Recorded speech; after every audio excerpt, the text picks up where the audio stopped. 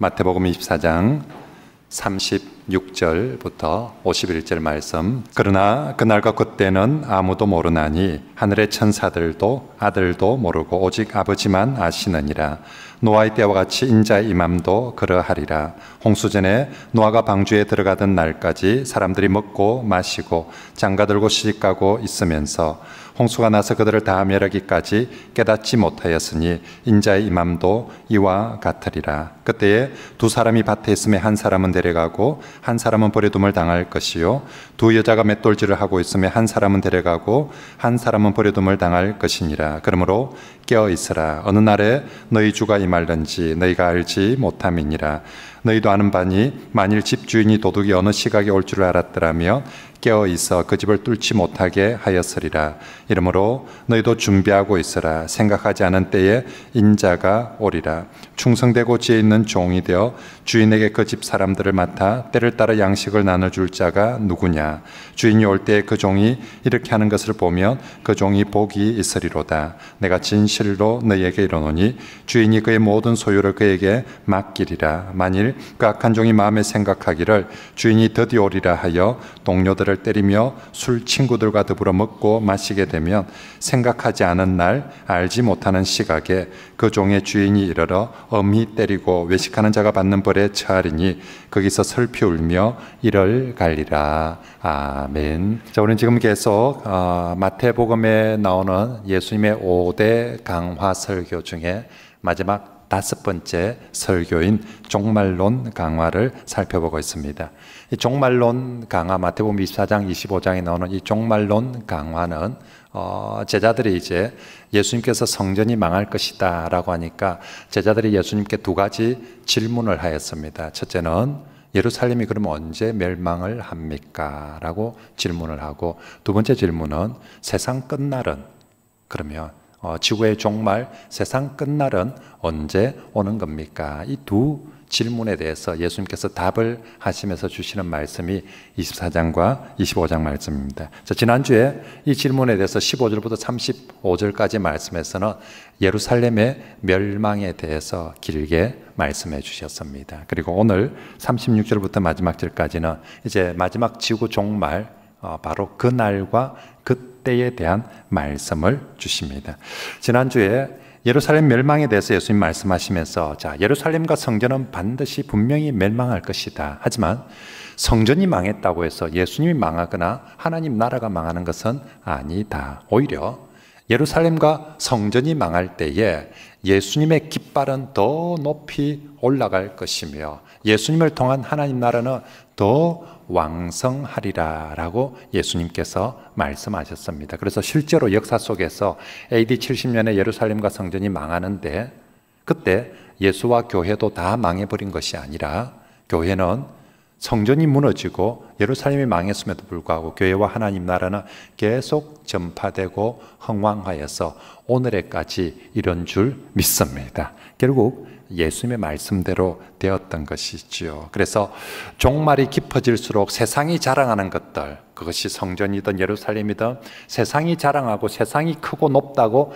생각했던 것들은 다 멸망하고 사라질 것이지만, 예수님은 종말이 깊어질수록 진정한 주인공으로 드러나고 높아지게 될 줄 믿습니다.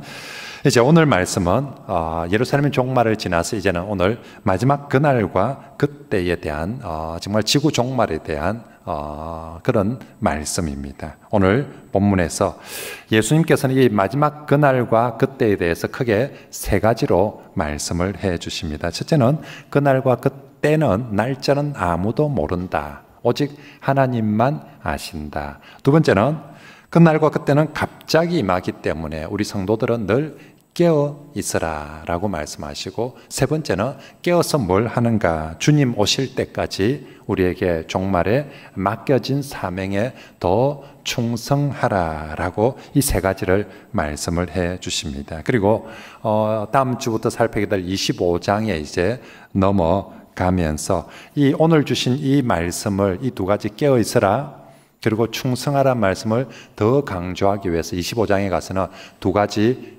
비유로 또 계속 설명을 하십니다. 그래서 열처녀 비유와 달란트 비유 이 두 가지를 가지고, 그래서 열처녀 비유를 통해서 거기에 보면 등불을 준비하는 열처녀 이야기가 나오지 않습니까? 이 등불을 준비하는 처녀들처럼 깨어서 주의 오심을 준비하라. 그래서 깨어있으라를 강조하기 위해서 열처녀 비유를 말씀해 주시고, 달란트 비유를 통해서, 달란트 우리 한 달란트 받은 사람, 두 달란트 받은 사람, 다섯 달란트 받은 사람 얘기 알죠? 거기서 다섯 달란트 받은 사람들이 충성되이 일해서 다섯 달란트를 남긴 것처럼 우리에게도 종말의 시대에 이 다섯 달란트 사람들처럼 더욱더 충성되라는 것을 강조하기 위해서 달란트 비유를 말씀해 줍니다. 그러므로 성도 여러분, 우리 오늘 설교 말씀을 듣고 오늘은 두 가지입니다. 우리 종말의 시대, 첫째, 우리도 더욱 깨어있는 성도가 되자. 두 번째는 더욱 충성하는 성도들로 꼭 그렇게 이 말씀을 듣고 살아가시길 축복합니다. 자, 그러면 오늘 본문 이제 말씀 좀 더 자세히 살펴보면요. 먼저 예수님은 이 마지막 그날과 그때 종말에 대해서 말씀하시면서 제일 먼저 못을 딱 박는 게 있습니다. 딱 단정적으로 선을 꺼서 말씀하시는 게 있습니다. 그것은 마지막 그날과 그때는 아무도 모른다는 것입니다. 36절 이번 주 요절입니다. 같이 한번 읽어볼까요? 시작. 그러나 그날과 그때는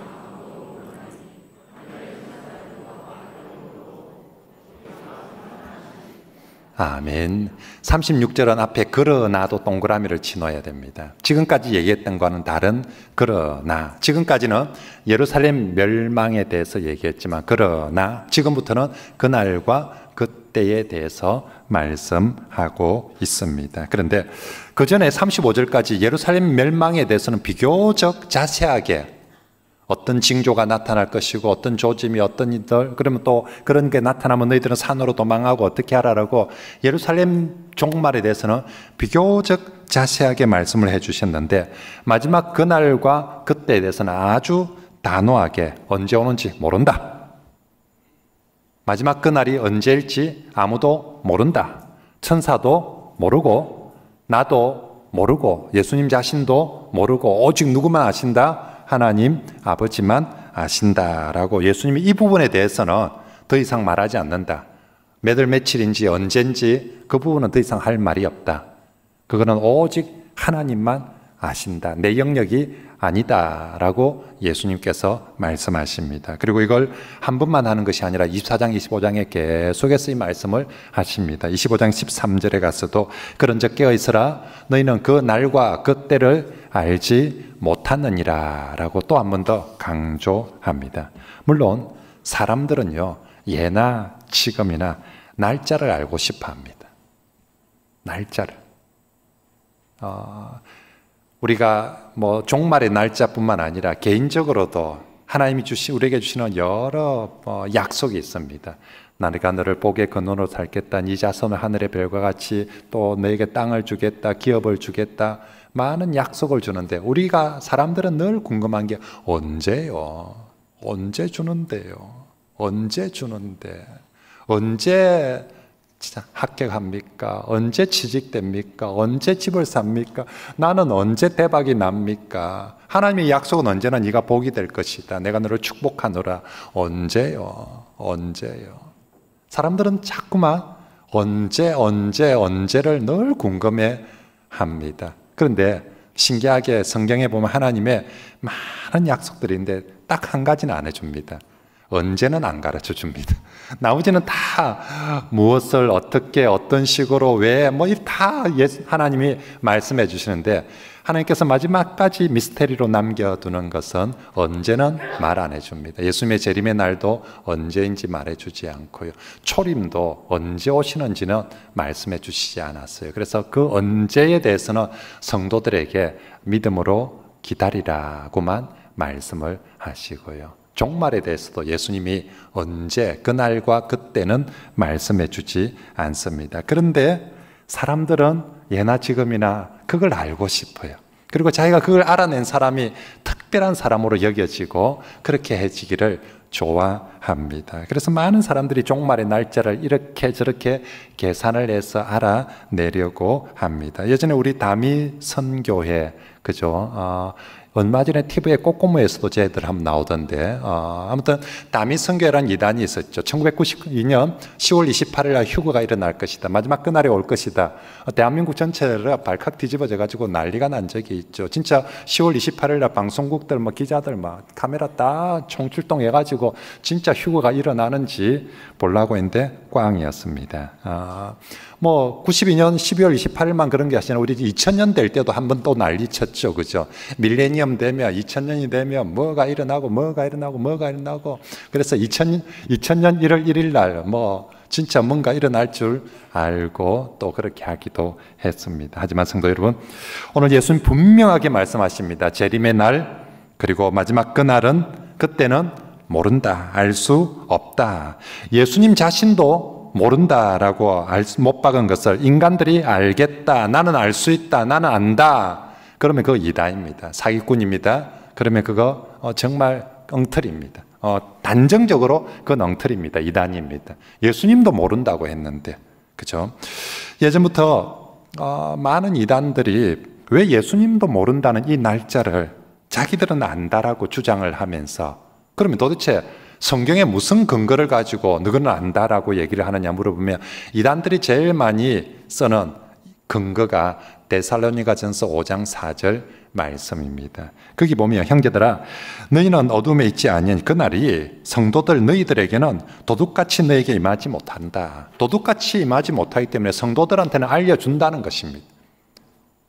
이 성경 구절을 보고 제대로 된 성도들한테는 주님이 언제 오는지 알려준다는 것입니다. 그래서 다미성경은 우리는 안다는 거죠. 우리가 제대로 된 성도이기 때문에. 하지만 데살로니가전서 5장 4절 저 말씀은 종말의 날짜를 알 수 있다는 말씀, 그런 의미로 주신 말씀이 아닙니다. 왜냐하면 저 말씀 바로 앞에 데살로니가전서 5장 1절 2절에 뭐라고 말씀하느냐면, 형제들아 때와 시기에 관하여는 너희에게 쓸 것이 없다. 마지막 저 때와 시기는 내 성공하는 때가 아니라 마지막 때죠. 그죠? 마지막 종말의 때와 시기는 쓸 게 더 없다. 왜냐하면 주의 날이 밤에 도둑같이 임할 줄을 너희 자신이 이미 잘 알고 있기 때문에. 주의 날이 도둑같이 온다는 걸 예수님 말씀에서 나도 알고 너희도 다 알기 때문에 그 날짜에 대해서는, 시기에 대해서는 내가 더 할 말이 없다라고 5장 1절 2절에 분명히 먼저 말씀을 하고 얘기를 하고 있습니다. 그러므로 조금 전에 읽었던 데살로니가전서 5장 4절에 주의 날이 도둑같이 임하지 않는다라는 이 말씀은 우리에게 마지막 날짜를 가르쳐 준다는 그런 말씀이 아니라, 성도에게는 마지막 종말이 도둑처럼 어둠 속에서, 두려움 속에서 임하지 않는다라는 그런 말씀입니다. 여러분, 도둑같이 온다는 이 표상은 두 가지 의미를 내포하죠. 하나는, 도둑은 어떻게 옵니까? 갑자기 오죠. 생각도 안 갑자기. 그죠? 나도 모르게 갑자기 오고. 두 번째, 도둑이 올 때는 무서워요. 도둑이 오는데 잘 오셨습니다, 환영합니다, 이런 사람 있습니까? 도둑은 갑자기 오고 무섭다는 표상인데, 오늘 성경에서 말씀하시는 의미는, 자, 예수님의 마지막 오심, 종말은 갑자기 온다는 측면에서는 도둑처럼 온다는 말이 맞습니다. 그런데 성도들에게는 도둑처럼 무섭게 오는 게 아니라는 것이죠.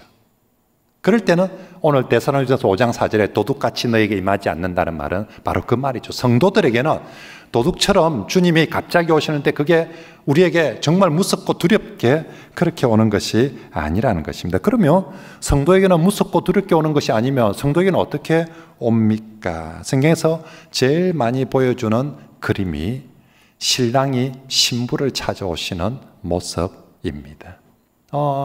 둘 다 밤에 갑자기 옵니다. 고대에는 우리 결혼식은 낮에 하지만 제 동네 근동 이스라엘 지방의 결혼식은 밤에 하거든요. 그래서 밤에 찾아오는 손님 둘 다 도둑 아니면 신랑이죠. 이게 또 흔히 일어나는 일이 아니라 아주 가끔 일어나는, 그죠? 도둑도 그렇고 신랑도 그렇고 둘 다 분명히 밤에 찾아옵니다. 요즘은 신랑이 밤에 찾아오는데, 지금은 시계 몇 시 이라면 대충 시간 맞춰서 오는데 그 시절에는 그렇지를 못했으니까 그냥 오늘 밤, 그죠? 그러면 오늘 밤이면, 특히 우리 동네에 살면 오늘 밤 대충 몇 시가 정확한데, 멀리서 신랑이 올 경우에는 오다가 어떤 일이 일어날지 모르기 때문에 그냥 오늘 밤이죠. 오늘 밤이 되면 그게 7시인지 8시인지 9시인지 새벽 2시인지 3시인지, 그죠? 근데 정말 어느 순간 탁 오는 거예요. 그런데 신랑이 오면 도둑이 올 때와는 다른 게 두렵지 않아요. 무섭지 않아요. 신랑이 오는 것은 신부에게 기대가 됩니다. 그래서 기쁨으로 신부를 맞으러 신랑이 오는 것처럼 주께서 마지막 날 성도들이 오실 때 바로 그렇게 오시는 줄 믿습니다. 그러면 사랑하는 성도 여러분, 이 마지막 그날과 그때에 대해서 오늘 예수님 말씀하셨다. 날짜는 신경 쓰지 마라. 알려고도 하지 말고 누가 그거 안다면 그거 거짓말이다. 그게 미혹되지도 말라. 날짜는 중요한 것 아니다. 그리고 마지막 날에 대해서 성도는 도둑이 오는 것처럼 무서워할 필요 없다. 예수님이 도둑처럼 가지 않는다. 신랑처럼 가신다. 그러므로 종말에 대해서, 마지막 날에 대해서 성도는 언제나 신부가 신랑을 기다리는 설렘과 그리고 준비 기쁨으로 그렇게 있으라라고, 이단들의 특징이, 잘못된 가르침의 특징이 종말을 얘기할 때는 항상 사람들에게 공포를 조성합니다. 두려움을 조성해서 자기들에게만 믿도록. 세상에서 제일 돈 벌기 쉬운 게 두려움을 가지고 장사하는 거거든요. 전쟁의 두려움을 심어주고, 질병의 두려움을 심어주고, 코로나의 두려움, 사람들에게 온갖 종류의 두려움을 심어주며 사람들은 공포에 떨고, 공포에 떨며 그 두려움으로부터 안전하기 위해서 뭐라도 돈을 내고 살려고 합니다. 그래서 보험쟁이들이, 보험회사들이 돈을 많이 버는 거예요. 보험회사들은 무조건 많은 두려움을 사람들한테, 그 보험뿐만 아니라 때로는 정치도 사람들에게 두려움을 조성해서 자기들이 얻고자 하는 것들. 아무튼 예나 지금이나 사람들은 두려움 앞에 서면, 공포 앞에 서면 자기 것을 내어놓고 그 두려움으로부터 자기를 지키려고 안전을 보장받으려고 합니다. 이단들은 언제나 종말에 대해서, 예수의 오심에 대해서 두려움과 공포를 조성하지만 성경은, 주님은 오늘 이 종말에 대한 말씀을 성도들에게 두려워하고 공포스럽게 하려고 하는 것이 아니라 소망 가운데 기다리라고, 그렇게 우리에게 주시는 말씀인 줄 믿습니다. 자, 그러므로 우린 두려워할 필요는 없고요. 그 대신 주님이 오늘 그날과 그때는 모르지만 강조하면서 분명히 말하는 것은 있습니다. 그것은 마지막 날이 갑자기, 서서히나 천천히나 그렇게 오는 것이 아니라 갑자기 임한다는 것은 아주 강조합니다. 이걸 강조하기 위해서 세 가지 예나 오늘 성경 말씀에 들고 있습니다. 첫 번째 예가 노아의 홍수이고, 두 번째가 40절에 나오는 밭에서 일하는 사람, 세 번째가 맷돌질하는 두 여자의 예를 듭니다. 앞서 예루살렘 종말을 얘기할 때는, 예루살렘 멸망을 얘기할 때는 예수님께서 많은 설명을 해 주셨어요. 이런 사건, 이런 징조, 이런 조짐들이 일어나면 이렇게 하고 저렇게 하고. 그런데 오늘 마지막 그날에 대해서는 예수님께서 어떤 징조나 조짐을 말씀하지 않고 갑자기 온다라고 말씀하면서, 노아 홍수 때도 봐라. 어떤 징조나 조짐이 없이 비가 갑자기 내려, 분명히 마른 하늘인데 전혀 비가 오지 않을 것 같은데 노아 저만 바보처럼 저기 가서 배를 만들고 있는 거예요. 아무도 만약에 비가 오늘 200mm 오고 내일은 300mm 오고 그 다음날은 500mm 오고 그 다음날 1000mm 오고, 이러다가 홍수가 나는 거 아닌가, 이런 조짐이 보였다면 다른 사람들도 틀림없이 거기에 대한 준비를 하고 대책을 세우고 있었을 거예요. 그런데 다른 사람들은 아무도 준비도 안 했어요. 대책 안 세워서. 왜요? 비 온다는 조짐이 하나도 안 보이거든요. 그러니까 노아 혼자만 바보같이 이상한 사람처럼 그렇게 여겨지는 거예요. 다른 사람들은 아니 비도 한 방울 안 오는데 홍수는 무슨 홍수냐만이야. 그래서 다른 사람들은 뭐 하고 있다고요? 시집 가고 장가 가고 돈 벌고 직장 출근하고 그렇고 하고 있다는. 근데 갑자기 하늘이 열리고 비가 내리고 홍수가 나버린 것입니다. 40절과 41절에 나오는 밭 가는 사람과 맷돌 가는 사람, 여자들의 이야기도 마찬가지입니다.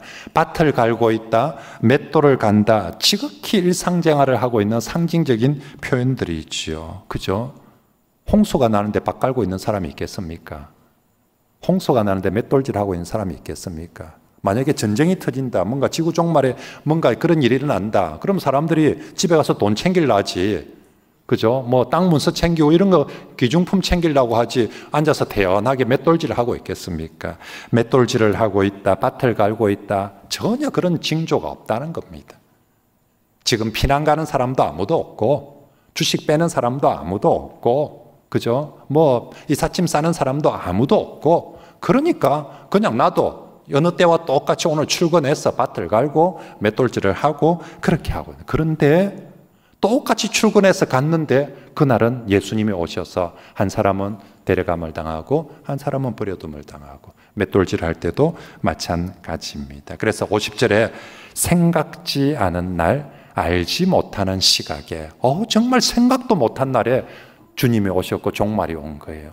정말 알 수 없는 그 시간, 그 시간에 올 줄 몰랐는데 그렇게 주님이 오신 거예요. 그렇습니다. 오늘 본문에 이 세 번이나 소개하는 마지막 날의 모습은 뭔가 특별한 징조가 없음에도 불구하고 지극히 일상 속에서 마지막 그날이 찾아온다는 것입니다. 그러므로 마지막 그날은 오늘 우리가 예배드리고 있는 이 순간이 마지막 그날이 될 수도 있고요. 그죠? 우리 그냥 주일날 예배드리러 간다고 했는데 그날이 마지막 날이 될 수도 있고, 우리가 출근한 어느 날이 언제든지 마지막 날이, 마지막 그날이 될 수 있습니다. 우리가 개인적인 종말도 그렇지 않습니까? 여러분의 개인적인 마지막 그날은 언제일까요? 우리 모두에게 오늘이 될 수 있습니다. 그죠? 목사라고 해서 10년은 무조건 보장받는다, 저는 80살까지 무조건 보장받는다, 그런 거 없습니다. 그냥 아침에 출근하러 가다가, 옛날에 진짜 성수대교 무너졌을 때, 그죠?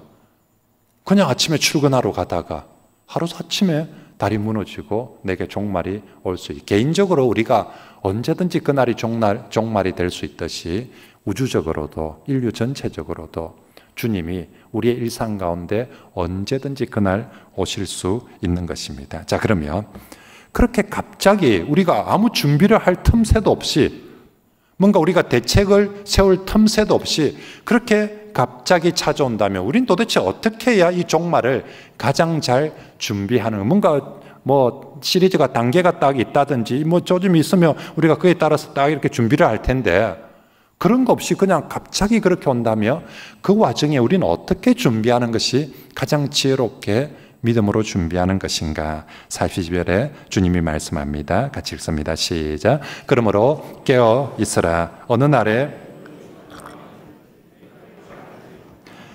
44절 말씀드리고 볼까요? 시작. 이러므로 너희도 준비하고 있으라. 생각하지 않은 때에 인자가 오리라. 아멘. 그렇습니다.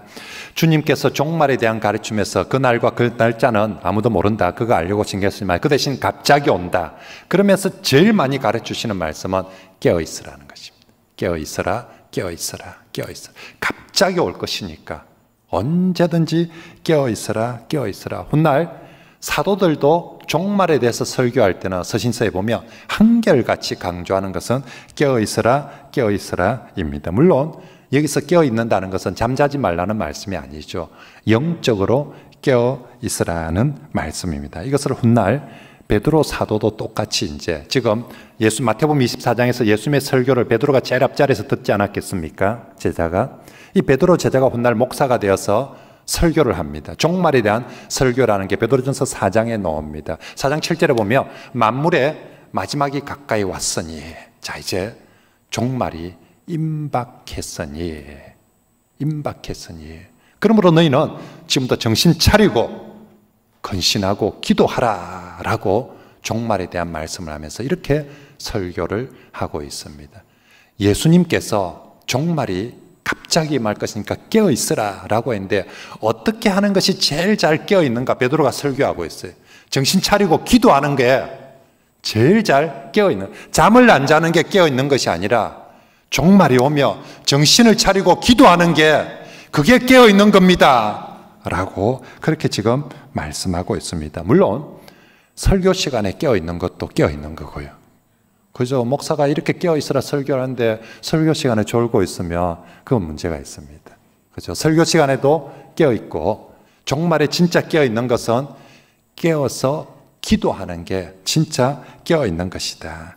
오늘 우리 시대가 종말인데도 불구하고 마치 수업 시간에, 공부 시간에 졸고 있는, 엎드려서 자고 있는 학생들 마냥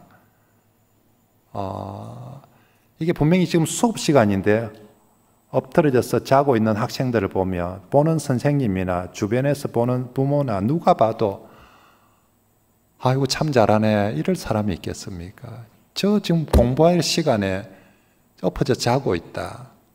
근데 우리 성도들이 지금 이 종말에 주님은 깨어 있어야 될 때인데 우리가 진짜 엎어져 자고 있다.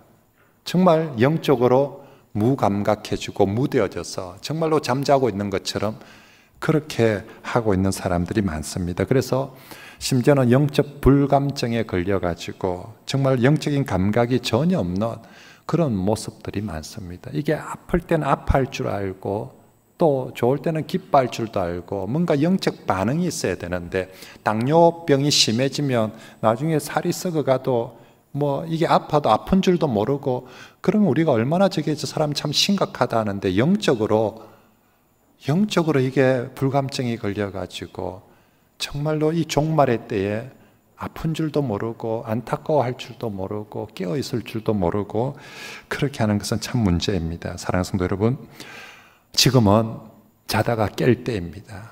종말이 임박하고 있거든요. 그러므로 정신을 차리고 꼭 깨어 있으시길 바랍니다. 정신 차리고 깨어 있는 가장 귀한 모습이 깨어서 기도하는 것입니다. 그러므로 오늘 말씀을 듣고 이제라도 정신을 차리고 기도하는 자리로 기도하는 성도의 모습으로 서는 그런 우리 성도들이 되시길 바랍니다. 여러분 6월달 제가 현수막 우리 표를 말씀과 기도로 성장하는 6월달에 보면 저 만물들을 푸르름과 정말 나무들이 쑥쑥 자라거든요.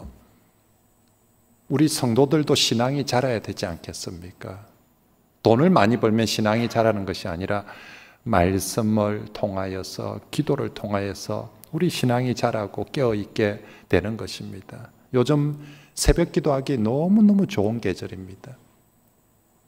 제가 새벽에 이렇게 교회로 올 때 보면 정말 이 여명의 그 기운이 정말 그 새벽을 깨우며 아침을 밝혀오는 그 기운들이 하나님께서 우리에게 새 힘을 주는 것 같아요. 그리고 요새 춥지도 않고 덥지도 않고 새벽 정말 교회 오기 좋고 기도하기 좋은 그런 시즌입니다. 추울 때는 추워서 못 가겠다고, 더울 때는 더워서 못 가겠다는데 지금은 정말로 새벽 기도하기 좋은 시절입니다. 경기가 자꾸 어려워집니다. 전쟁 때문에 우리나라 저 멀리 우크라이나에서 전쟁이 나는데 우리나라가 이렇게 힘든 일이 생기게 될 줄은 몰랐어요. 그래서 정말 자꾸 사람들이 힘들다, 죽겠다, 어렵다. 불신자들은 계속 입에서 푸념을 달고 원망을 달고 있습니다. 하지만 성도들은 이 힘들고 어려운 일, 우리 보고 똑같이 우리도 힘들다, 죽겠다, 어렵다라고 푸념하거나 원망하라고 이런 일 주는 것이 아니라 우리 보고 정신 차리고 기도하라고, 지금은 기도할 때라고 이 일들이 우리에게 주어지는 것인 줄 믿습니다. 그러므로 푸념만 하지 말고 원망만 하지 말고 그럴 기운이 있고 그럴 입이 있으면 소망의 하나님께 기도하러 나오시길 바랍니다. 특별히 기도에 나태하고 게을러진 직분자 여러분, 오늘 또 목사님 내 보고 하는 소리 같다. 예, 니 보고 하는 소리 맞습니다. 니 보고 이렇게 정신 차리라고 하는 소리 맞으니까 딱 그런 마음이 드는 사람 내일부터 다시 새벽을 깨워서 기도하러 오시기 바랍니다. 새벽 기도하기 힘든 사람은 뭐 수요 기도회나 금정 기도회나 안 그러면 중보 기도실이나 또 우리 예배당이 본당이 언제나 열려 있습니다.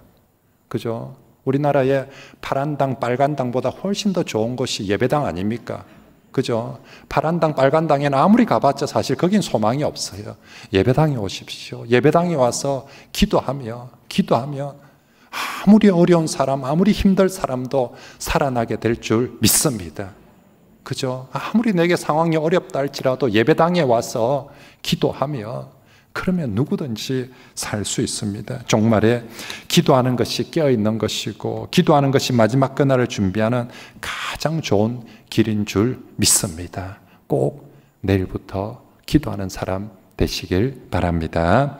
마지막으로 주님께서 깨어있으라는 말씀과 함께 종말에 또 한 가지 우리에게 주님의 말씀에 충성하라라고 말씀하십니다. 45절, 46절을 같이 한번 읽어봅시다. 시작. 충성되고 지혜 있는 종이 되어 주인에게 그 집 사람들을 주인이 올 때에 그 종이 이렇게 하는 것을 보면 그 종이 복이 있으리로다. 아멘. 주님은 종말의 때 성도가 깨어있기를 원합니다. 자, 깨어있어서 뭐 할까? 어떤 사람은 새벽부터 밤늦게까지 깨어있습니다. 근데 깨어서 하는 일이 전부 다 자기 배불리려고 하는 일, 자기 욕망, 자기 욕심 채우려고 새벽 일찍부터 깨어서 하루 종일 하는 일이 그런 일들일 때가 많습니다. 하지만 오늘 주님 말씀하십니다. 자기 배부리려고 깨어있지 말고 정말로 주님께 충성된 종으로 깨어있으라라고 말합니다. 왜냐하면 마지막 날 우리 주님께서 다시 오실 때에 주님의 평가 기준은 주님께 대한 충성으로 평가할 것이기 때문입니다. 주님은 마지막 날 오셔서 우리를 평가하고 심판할 때 세상에 네가 얼마나 충성했느냐를 가지고 잘했다 하지 않을 것입니다. 자기 욕망에 이끌려서 자기 욕정에 충성한 사람들을 잘했다라고 하지 않을 것입니다. 세상은 자기 욕정에 이끌려서 살아가는 사람을 열정맨이라고 표현할지 모릅니다. 그리고 온갖 매니아들은 자기 욕심, 자기 열정 채우는데 돈과 시간을 그냥 막 미친 듯이 쏟아붓고 있습니다. 하지만 주님은 그런 일을 잘했다라고 칭찬하지 않을 것입니다. 정말로 우리 주님은 주님께 충성된 사람을 착하고 충성된 종아라고 칭찬하고 상 주실 것입니다. 그리고 여러분, 우리가 주님께 대한 충성은 다시 말하면 그의 말씀에 대한 충성입니다. 눈에 보이지 않는 주님, 내가 어떻게 충성합니까? 그죠?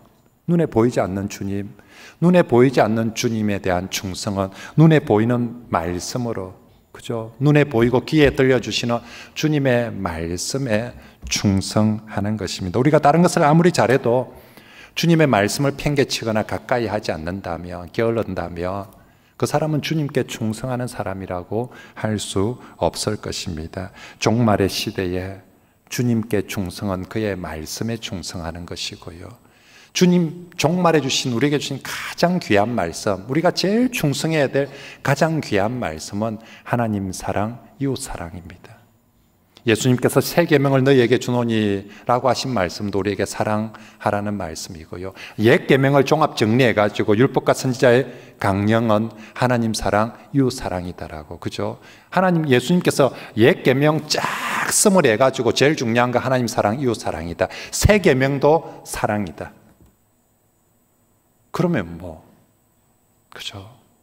예수님 입 열면 처음부터 끝까지 종말에 내가 제일 지켜야 될 말씀이 뭡니까? 라고 물어보며 하나님 사랑, 이웃 사랑이다 라고 그렇게 말씀합니다. 그러므로 종말에 정말 우리가 깨어서 정신 차리고 잘 사는 길은 하나님을 더 사랑하고 사람을 더 사랑하는 것이, 그것이 우리가 깨어서 가장 잘 사는 길인 줄 믿습니다. 베드로전서 4장 말씀처럼 만물이 마지막에 가까이 왔으니, 베드로전서 4장 7절과 8절에 보면 만물의 마지막에 가까이, 첫째 하나님에 대해서는 너 뭐해라? 정신 차리고 기도해라. 지금 이놈아, 지금 마지막 날이 가까이 왔는데 뭐하나? 정신 차리고 하나님 앞에서는 기도해라. 둘째, 사람에 대해서는 뜨겁게 서로, 저게 베드로전서 4장 8절의 표현 그대로입니다. 그냥 사랑도 아니고 뜨겁게 서로 사랑해라. 내일 지구 종말이 온다며 오늘 너 뭐 할 거냐라고 할 때, 스피노자는 뭐 나무를 심을지 모르지만 예수님은 내일 지구 종말이 온다면 오늘 너 첫째는 하나님 앞에 기도해라. 둘째는 네 옆에 있는 사람 내일까지, 마지막 날까지 정말 그냥 사랑도 아니고 뜨겁게 사랑하라라고 그렇게 말씀하고 있습니다. 그러므로 사랑하는 성도 여러분, 우리에게 주어지는 하루하루가 마치 오늘이 마지막 날인 것처럼 그렇게 여기고, 그 마지막 날 내게 마지막 한 시간을 더 주시고 하루를 더 준다며 나 뭐 할 것인가? 하나님 앞에 기도하자. 하나님이 내게 마지막 한 시간을 준다며 하나님 앞에 기도하고, 마지막 한 시간 내게 주신 사람을 더 사랑하자. 내 가족을 더 사랑하고, 또 우리 구역 식구들, 내 곁에 하나님 붙여주신 사람들 더 사랑하는 것입니다. 우리가 마지막 결승전 앞에 설 때 우리 인생을 돌아보게 될 것입니다. 어떤 인생이 가장 가치 있고 보람되게 사는 인생일까요? 롯데빌딩 같이 높은 빌딩의 건물주가 된 인생이 가장 가치 있고 보람되게 살았을까요? 아니면 손흥민처럼 온갖 훈장을, 더 많은 훈장을 받으며 더 많은 연봉을 받으며 내가 정말로 가치 있고 보람되게 살았을까요? 아니면 내게 온갖 자격증을 갖추어서 정말 자격증이 수십 개가 되며 나는 정말 보람되고 가치 있게 살았을까요? 그렇지 않습니다. 정말 우리가 하나님 앞에 우리 인생을 돌아보면서 정말 가치 있게 살았다, 보람되게 살았다. 첫째는 하나님을 사랑한 사람, 둘째는 사람을 사랑한 사람입니다. 우리 주님께서 뭐 물어보겠어요? 너 돈 얼마나 모았니? 너 집은 얼마나 컸니? 그런 거 묻지 않습니다. 너 내가 보내준 사람을 얼마나 사랑했니? 사람을 얼마나 아끼면서 얼마나 많이 사랑했니? 라고 그렇게 우리 주님은 물어보실 것입니다. 그러므로 성도 여러분, 이번 한 주간 우리가 6월 달에 시작이 되고 이번 6월 달에 마치 정말 이번 달에 주님이 그날 다시 오는 것처럼 그렇게 여기시고 오늘 뭐 할까? 이번 달에 우리 좀 더 뭐 할까? 우리 기도해 봅시다. 무슨 기도하느냐면 또 돈 벌게 해주십시오. 또 성공하게 해주십시오. 이런 기도가 아니라 하나님, 제가 하나님 더 사랑하게 해주십시오. 내가 어떻게 하면 하나님을 더 사랑할 수 있겠습니까? 이 기도를 합시다. 두 번째는 하나님, 제가 어떻게 하면 사람들을 더 사랑할 수 있겠습니까? 제 곁에 있는 사람들을 어떻게 하면 좀 더 사랑할 수 있겠습니까? 그렇게 하나님께 기도하고 정말로 하나님 말씀대로 하나님 사랑, 이웃 사랑을 잘 실천하셔서 우리 주님 앞에 설 때 참 잘했다 칭찬받고 복받고 상받는 그런 우리 모든 성도들이 다 되시길 축복합니다.